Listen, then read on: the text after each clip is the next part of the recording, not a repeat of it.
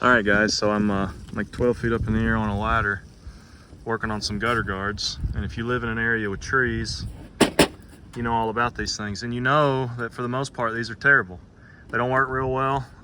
If you just throw them in here, they don't work. They slip, you put them up, they fall back like that, and then stuff just fills up your gutter and it's like they don't even exist. You might as well not even wasted your time to put them up. Well, I'm gonna show you a way. It's a little more work than just putting them up, but it's not that much work. What I used to do, let me tell you what I used to do.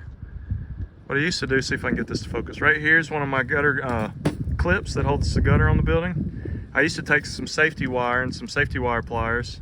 I'd run a loop around there, twist it up, and then I'd come to a joint. This is where two gutter guards come together. And then I'd come to a joint and I'd safety wire that, and I'd leave it. And a lot of the time it'd stay.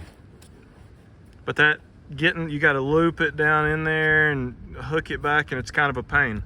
And every now and then, even though you did that, that safety wire would slide on the hanger there.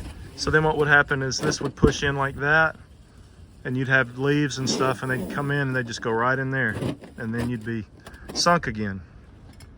So what I do now, here's the big reveal, is I just come in here with some small rivets. Get you a rivet.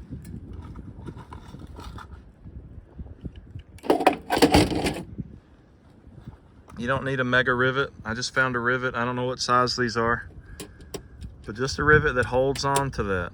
You don't need, it doesn't need to be huge. Just enough to hold on to that. Come in here with a drill, pop a little hole, and I'm gonna tell you, so if you get in here with a drill, this is soft aluminum. So if you're going to beat the band, you'll see. It'll rip out and it'll tear out and you won't get a hole. But if you feather just push your drill bit in there and watch the chips and make sure that it's just barely digging.